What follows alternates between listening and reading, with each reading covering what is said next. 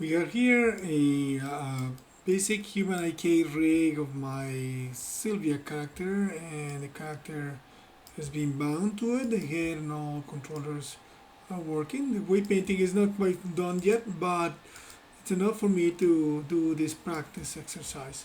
And what we're going to do here is we're going to try to apply some motion capture to it. There are a couple of different ways of doing it. One of them is, of course, just bringing in, importing some of the samples of motion capture that I have. So I'm going to go say import, and I'm going to go and look for under my folder. I have multiple folders of motion captures that I'm going to just go open a mockup and get that, and you'll get.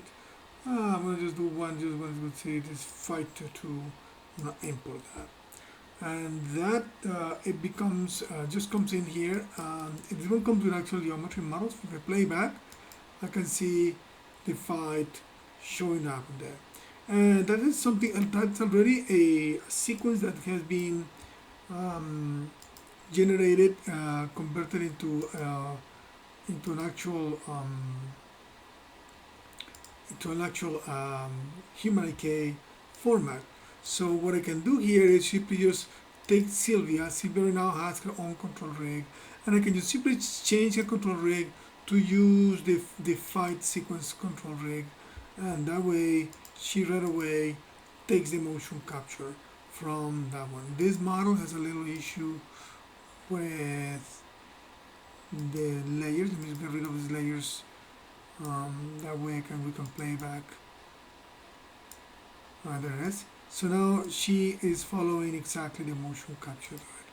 Once I have that, and she is ready, and she has been she's following the character, and I know that she's following the character, I can go back and then say I can bake the animation to the skeleton. I could work with the control rig too, but let me just do it to the skeleton. So I'm just gonna bake to the skeleton, and right now I'm just gonna say go and bake through. I don't know how far it goes in terms of time, so let me just try to do it all the way to frame 112. So I'm going to reduce my frame range, and then just say time glider, and then you'll simply bake. So that puts all the keyframes on Sylvia's human IK, and that way I can now take my original fight reference object, get rid of it, and then Sylvia just maintains her animation in it.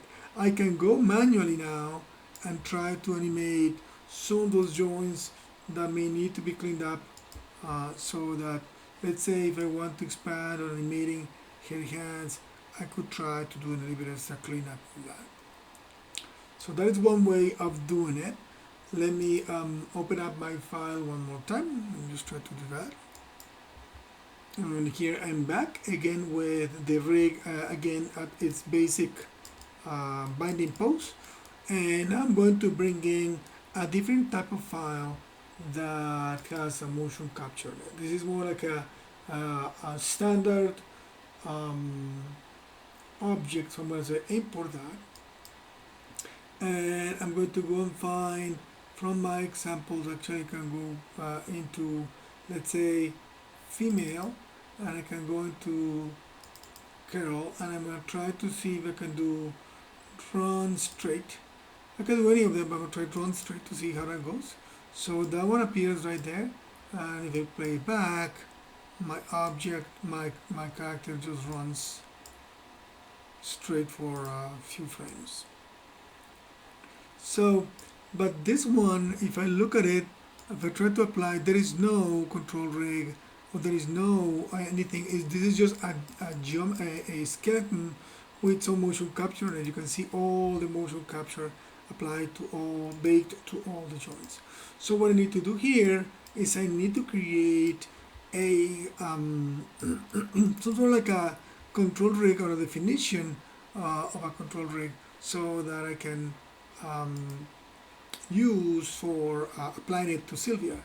So what I do here is I'm going to change my time to go -1, so I can put back my rig, my timeline to -1 or -1, and I'm going to go into my channel box, and I'm going to select all of the joints. So I need to open them up so I can select all of the joints, and I'm going to rotate them. I need to bring them back to Sylvia's position. So I say type 0, so everybody goes back to 0, and I'm going to put a keyframe right there in frame 0. And then I'm going to grab, and let me go to the front view better to be able to correct this. And I'm going to correct the rotation of the shoulders. So I'm going to bring these ones, this one's going to go back up to to 90 degrees, so it's completely flat. I'm going to keyframe that one more time, making sure that the arm and shoulder and everything is completely flat. I'm going to go this one on the opposite direction. And why that? Because it has to match perfectly the control rig that Sylvia has. I'm going to put a keyframe on that one. Alright, so let me hide this geometry for now, Sylvia, and that way I can try to focus on this one. I'll try to actually isolate that just to look at it by itself. And now I have that control, that mocap created.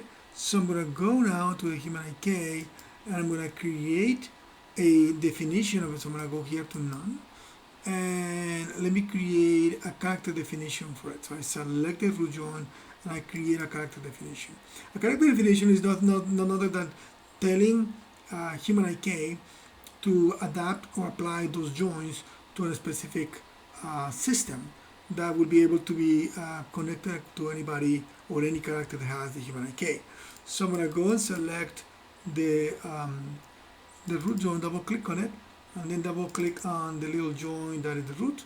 I'm going to go to this, double click on the second one, click on the second one. I have 1, 2, 3 more. So I'm going to just add those 3 here. So I'm going to just double click on it. Next one. Double click on it. The next one. Double click on it. The next one. The next one is the neck, and the next one is the head. So let me get out of here. I'm going to do this one for the neck. So double click on the base for the neck, and that one. No more in there. And then the next one is the head, which is this one. I'm going to click on that right there. So that one's going to be connected to the main rig of the head. And I got, you see, all of it look green, so that's good. Now I'm going to just do the clavicle. So I'm going to load and double click on this one and connect that clavicle. That makes the other arm at the same time. I'm going to double click on the upper arm or shoulder. Double click on this one and get that one. Double click on this one and then do the hand. Now, if these guys weren't completely flat, I would get a warning, a yellow or an orange tone here, and I would have to rotate them manually with the rotation tool until I get them completely flat so that they become green. Just be aware of that. Now I'm going to just grab the leg. So double click on this one and click there. This one and that. Let me go to the perspective view better just to see it a bit better. And then I'm going to do the foot, and that is that one. And I need to do one extra little one here for the toe. So I'm going to double to the middle one right there and grab that toe, and that's it. I don't need any more. So I got my whole character taken care of. And there is no master controller for this object, so it'll be fine. And now I just have my my character taken care of in terms of my definition. I can try locking it so that way it doesn't create anything. And this one is called character 1. I can rename it, and I could give it any name for it. So I can just rename that character. I'm going to call it mocap run. And then I just simply need to go and go back to Sylvia. Let me just get everything back so I can look at Sylvia. Oh, that's right. I got the layers turned off. There we go. And go back to Human IK. And now I go and grab select Sylvia. But this time, instead of using the control rig, I use on Sylvia the mocap run. And then if I play it back, Sylvia will do the run again. I'm going to clean up my this file has some issues with this layers, so let me just delete those layers so I can play her back. And there she is now running and jogging. And now I can go and hide or delete the motion capture. But before I do that, I actually need to bake on Sylvia's Human IK.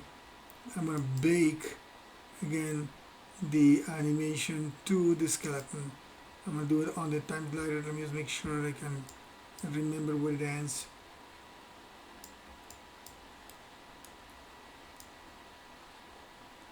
Just frame 48, it's very short, just 2 seconds. I'm just going to just bake. So she got the control rig, got everything, so now I can go and get rid of this one. And Sylvia still has the motion cap attached to her. Alright, that's the end of it. So I hope you have some fun with using some of those mocap files.